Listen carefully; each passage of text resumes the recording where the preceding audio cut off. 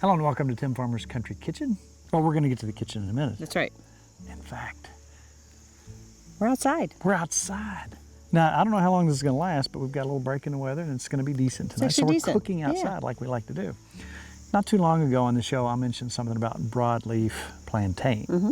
Now, the Europeans cultivated that actually way back when. They brought it over with them. Next thing you know, they're teaching the Indians what it was good for. The Europeans had had thousands of years to figure out what worked for what. Right. The Native Americans also figured out what it took to get by. You know, you couldn't go to the doctor, hey, Right. what's up, That's doc? true. All these plants, as we look around, many of them had uses. Black-Eyed Susan, guess what they used that for? What? They would use that to apply to snake bites. Oh, really? Now, I'm not saying it was a cure, Okay. but that would ease the pain somehow. The roots of these things are very valuable. They would use them for earaches, Okay. for colds, So they kind of had doctors in a way. sort of. You know, they had the they were their medicine own man. doctor, yeah. But you know, over long periods of time, they would find out what was used for what. Right. So they also use these for intestinal parasites. Now, Okay. you don't think about people having intestinal Right. parasites nowadays, but when I was a kid, we talked about it in school. We all had intestinal parasites. And you asked earlier, how did you know? Yeah, Oh, you you knew. knew, okay. So they would take the root of that as well and make a tea out of it, Huh. and you would ingest that. And when they ate it, you couldn't have any kind of fatty foods or anything sweet Really? or anything like that for a while to let this thing work. So these plants, over time, were used for so many things. We're going to start really keeping our eyes open for this sort of thing, and we're going to talk about these things as we run up on them. Even ragweed, they used ragweed for food and for different things. I'm looking and exploring, and I remember the old timers, the catfish man of the woods back in West Virginia. I remember folks talking about this thing, and all this stuff is stuck up in here somewhere, and I'm kind of, as I go along, I'm going to drag this stuff out and do some research. I'm not going to say, go take Black-Eyed Susan and use them for this, that, or the other. I'm talking about the fact that they were used in primitive times for these things. Well, I'm going to collect you up some ragweed. Let's yes. not do that, Okay. because then you would have to use Okay. that to cure me.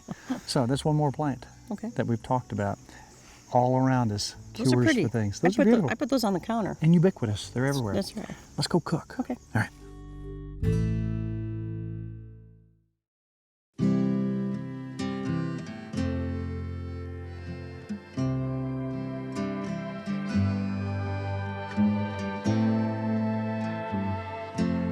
All right, I'm feeling lazy today. Okay. I don't feel like going over the fire, so I've got this right here in front of me. I like that. That's Cast cute. iron cooking at its finest. Over here, we've got a 10-inch going. Is that for me? Cooking outside. That's for you, Thank because you. know we talked today about what sounded good, and you said blueberries, and I said like okay, blueberries. all right, we could do that. Now, real quick, back to the Black-Eyed Susans. Before you go picking them up and rubbing them all over your face and sticking them in your ears, some people are allergic to the Really? little hairy fibers on the Okay. stem, so be careful. How about 'cause just pick them and put them in a vase? They're cute. you could do that too. Yeah, I like that. There's no law against Okay. it that I know of. So here we are, got our 10-inch heating up.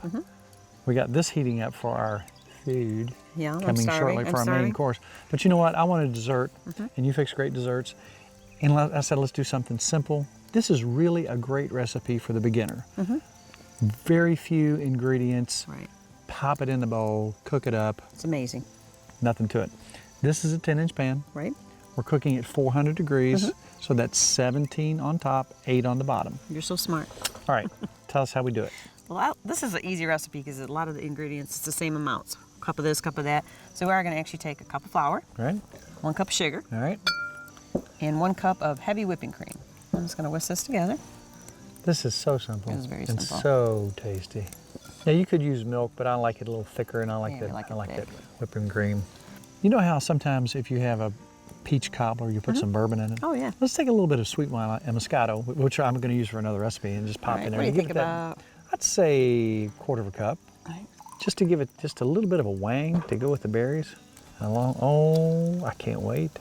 So that's about the consistency you That's want. all we need. Isn't that simple? All right, I have this butter here, All and you right. got my pan hot. So this is a 1/4 of a stick of butter. All right, just gonna move that around a little bit. Yep, move that around, and that's going to be what keeps it from sticking. So yeah, get it all over the bottom of that pan. Now this is our mixture. If you want to scoop that in for me, we're just going to put all that in. See how simple this is? It's cooking already. That's right. 400 degrees for what, 45 minutes 45 to an minutes hour? to an hour. We'll check it, 45, and just see how it looks. All right. All right, thank you. Now I'm going to grab my blueberries, and I have 2 cups of blueberries. And I'm just going to sprinkle those kind of over the top. So we don't have to mix them in or anything? No, you don't have to mix them. They're just going to kind of be right on the top here. I have another 1/4 cup of sugar.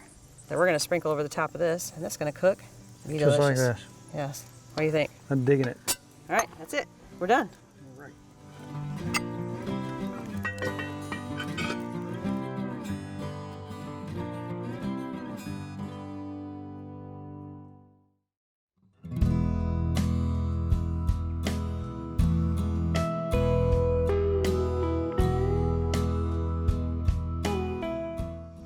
Not to give away all our secrets, but we are having fish tonight. I love fish. I love fish. You know, we haven't had catfish in a long time. We haven't.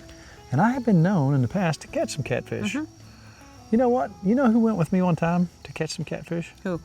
Kelly. Did she really? Did she catch any? Yeah, we were jug fishing, Okay. which is a fun way to fish. And over the years, we've caught a lot of catfish and enjoy eating them. Mm-hmm. And I made a little blackened seasoning tonight for our enjoyment. Okay. We're not going to blacken the catfish per se, but we're going to have some blackened seasoning Okay. with the cornmeal. Do you know how blackened seasoning came around? How? You're going to find this hard to believe. But when Glenn was a young man, before he was the pepper bandit. Oh, really? Now, what's funny is about Glenn, his head was the same size, but his body was smaller, and he had huge feet. Yeah. Even as a kid, he had his cowboy boots on and black. He was just head exactly the same. But big feet. Small body, big feet. Really? When he blackened fish, you know why they called it blackened fish? Why? It was totally black with black pepper. Really? Yes. When he ran out of black pepper, he had to go rob the pepper train. Did he? Now he did this. That's He shame. shook his rattle at the train. Shamey on him. He threw it at the conductor. They stopped the train. Pulled most of the pepper off. That's when the whole pepper bandit Really? thing started. I didn't know that. That's So how it he's been started. doing this. He's been at this for a So long time. That's how blackened fish originally started. Okay, wow. So what we're going to do for our side of our catfish that's laying there is we're going to take this, we're going to cut this up into pretty good sized pieces. It'll cook down. And we're going to throw that into our already hot pan. I'm going to go ahead and put some olive oil in here. All right. So what we're going to do, Mrs. Farmer, is into our hot skillet, I'll give we're you going to those. throw some bacon, some onion, and some garlic.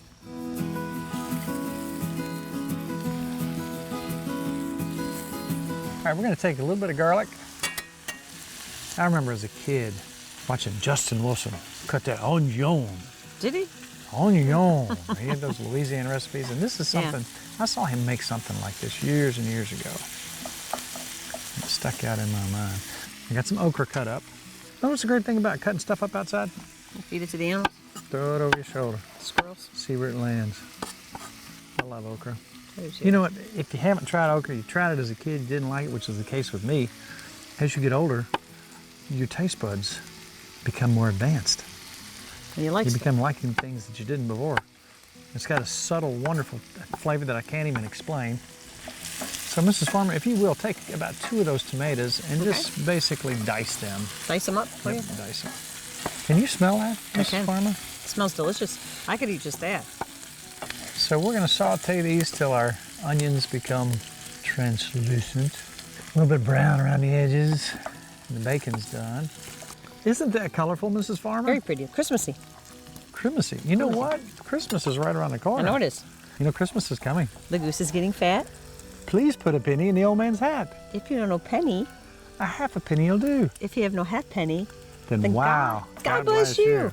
That's a song we used to sing in school, did you? That's right. As we came in for our Christmas concert, we sang that always. Oh, we did too. And on the way out too.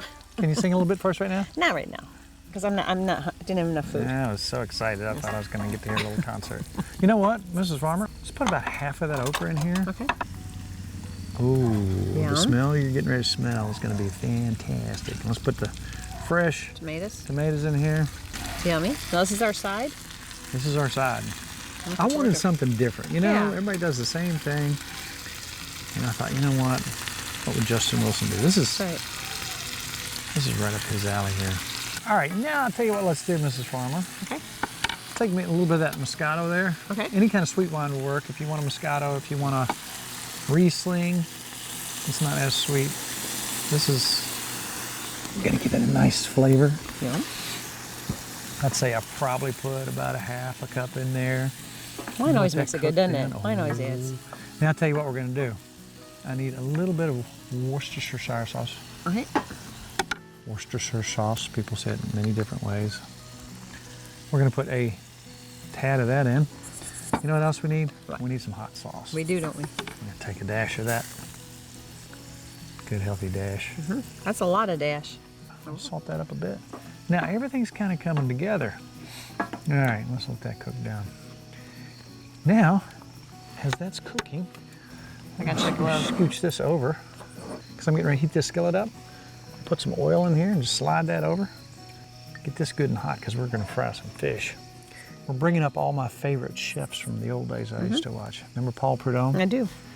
He left the world his blackened seasoning. He was the man. Yeah. He was the man that really brought the, the red drum, the red fish down there. Yeah. People considered that a junk fish at one time.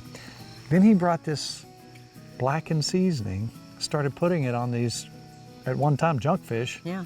And everybody wanted black and red fish. In fact, they had to start putting limitations on the number of fish that were caught. That's the impact a really good chef can have. And he left his seasoning out there for the world to know. Here's Paul Prudhomme's blackened seasoning. 1 tablespoon sweet paprika, 2.5 tablespoons of salt, 1 teaspoon of onion powder, 1 teaspoon of garlic powder, 1 teaspoon of cayenne, 3/4 teaspoon white pepper, 3/4 teaspoon black pepper, 1/2 teaspoon of dried thyme leaves, and 1/2 teaspoon of dried oregano leaves. So I'm going to take some of this blackened seasoning, and I'm going to take some of this and put on the fish before I put it in the cornmeal. I'm going to put some in the cornmeal too? Yep. I want to make sure we get some of that in there. I don't want to be overwhelmed with it, but I want to have that nice taste. I don't like catfish. Catfish is good. Oh, I love catfish. Delicious. You got to get it fresh though. Yeah. Got to have it fresh. When we see our oil getting right, shimmery, as you might say, you know it's getting hot. You can take just a little bit of cornmeal and flick in there. Getting close. Do you smell that? It smells delicious. Smell your veggies getting ready. Now remember, everything's timing. We want this to be done, and this to almost be done so we can eat. All right, now we're gonna dip it in the cornmeal, which has a little bit of that seasoning as well. Yum. That's just cornmeal, right? Just With cornmeal, your seasoning. Just a little bit of seasoning in there.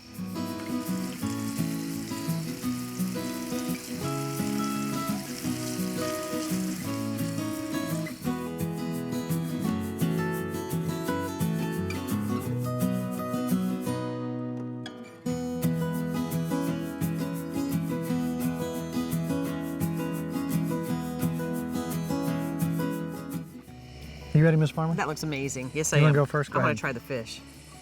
Now remember, I went a little heavy on the cayenne. That's delicious. Isn't it good? I could eat this every day. You made that quick. Yeah. The crunch. Yum. I like your veggies too. I just had a piece of bacon. Wow. Mm. Yum. Isn't that different? The okra's really good too. Tomatoes, yum. That's good. That's too big a piece. I'm about to chew it. You did good. This is really good. Sometimes you just gotta have some catfish. And that was simple. That was delicious. And I put a little bit more cayenne than it called for. I like it. You taste the white pepper in there You don't too? need anything else on that. It's delicious. It's got a nice warm burn, but not a burn. You did good. Oh, I love these vegetables. Different. Got a little Cajun thing Really going good. here tonight. All right, Miss Farmer, how'd you like your dinner? I loved my dinner. Oh, you know what I almost forgot? Sitting right over there. How can you forget dessert? I can't forget We it. got to cool off from this hot dinner. with Let's some cool dessert. off now. It's going to be right there when we need it, but let's All go right. ahead and try our dessert real Okay. quick.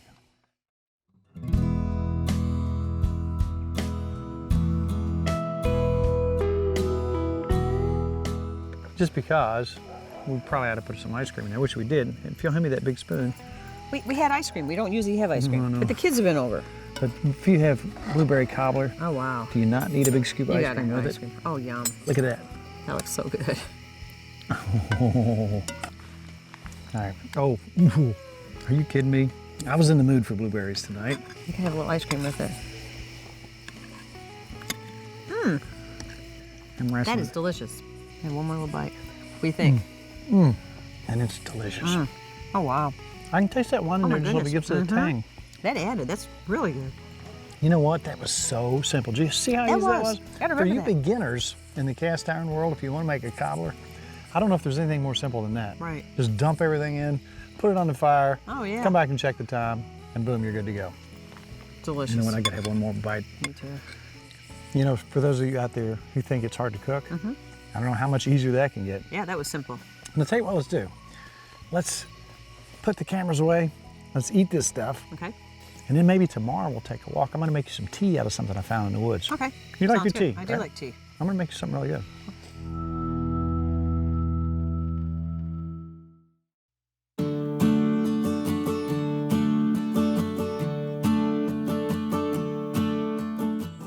All right, we talked about our Spicebush tea. That's right. You know what, as a kid, so many folks, old timers and Dad, would show me stuff. Mm-hmm. And Dad was much younger than I am now.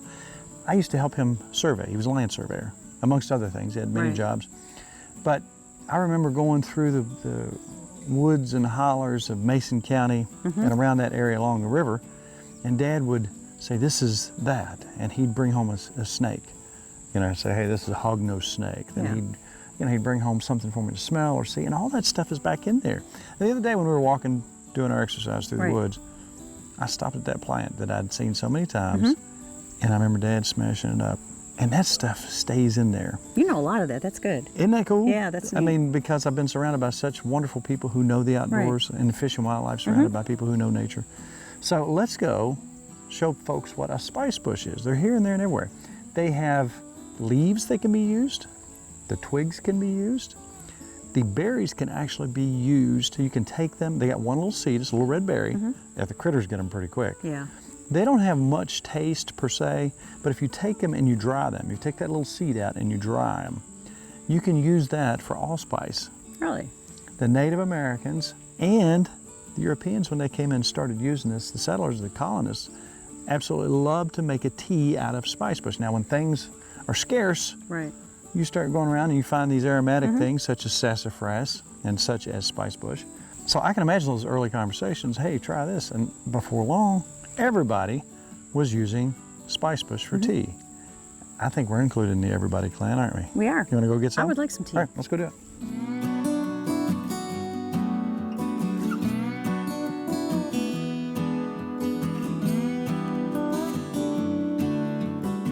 All right, you see this, Nikki?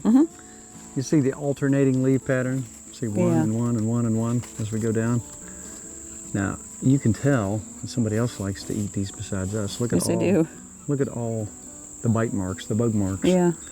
So what we're gonna go for today, now it's late in the season. These leaves, you don't want anything bitter. But take this and squash it up. I'll never forget the first time Dad Oh, did wow. that. That smells Isn't good. that aromatic? Yeah.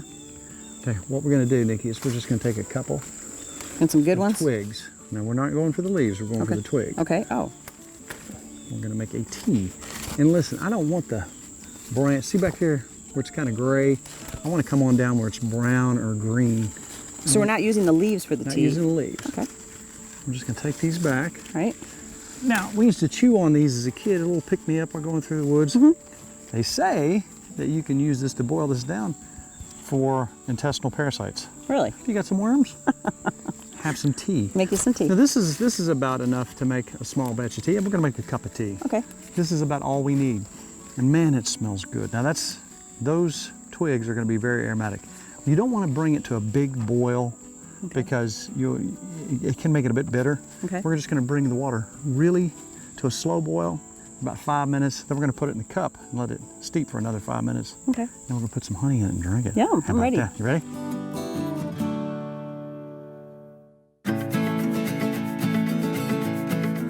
So, we're back here on the patio. All we're gonna do, Mrs. Farman, you know what? There might be a few bugs on here, but I don't care. Yeah. Let's just take the leaves off. Just Okay. strip the leaves off. Because we're looking for the twigs here. Now, if they're a little bit green, that's fine. If you see those little buds on there, Yeah. those are fine. Those won't hurt So you just a want thing. this? Yeah. But today, we're just going for the twigs. All right, so the next thing, Mrs. Farmer, is we're just gonna cut these up in small pieces. All right, so we're just gonna take those and plop them in here. They actually smell good already. There's Just being cut. probably, I don't know, if you had to measure these, maybe 2 teaspoons, 2 heaping teaspoons if you really cut them up. Yeah. Now, almost instantly you can smell that. Yeah. Now, if you wanted to, you could have some cheesecloth here and strain that through, but you know what? I'm not too worried about a little bit of bug protein. Now, as a kid, I would make teas out of sassafras, and some people are saying sassafras has some things in it that might not be so good for you. So keep that in mind, do your research. Spicebush, sassafras, I even would use some berries from a cedar tree. And take some cedar. boil it all up, and you talk about smelling good. And I would take that and I would pour that in a spray container, and before I went out deer hunting, I would spray that on my clothes. Now I'd make sure there's an area that had sassafras and spicebush and cedar.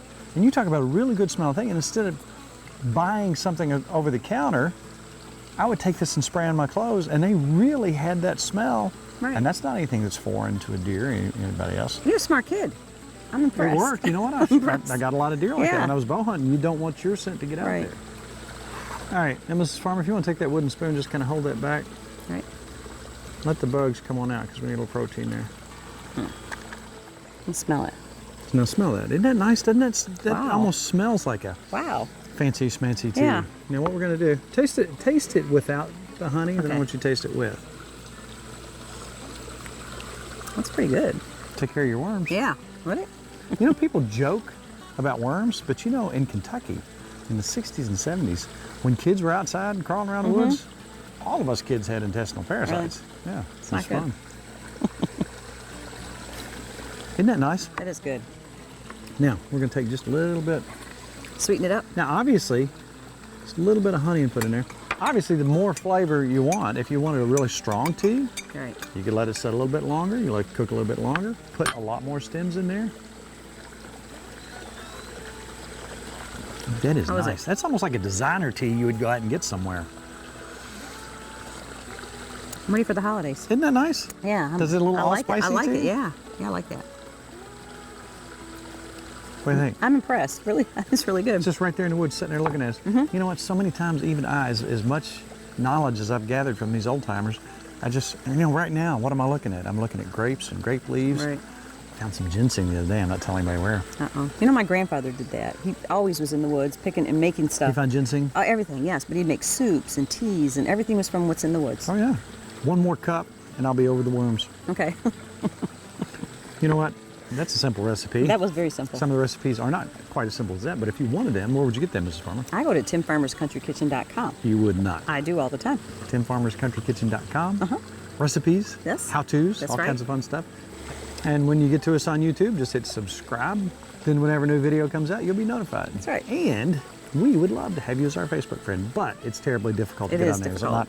What all do you have to do? How many steps is there? Well, you have to hit like. That's it. 2 steps. Hit Come like. be our Facebook friend. We talk on there. We share recipes. We tell everybody when it's our birthday and anniversary and all kinds of fun stuff.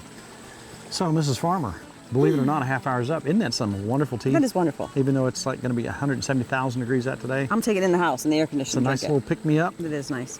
It's all about good times, good friends, and really good eats. We'll see you next week. To order a cookbook, please call 502-319-0487 or email timfarmerck@gmail.com.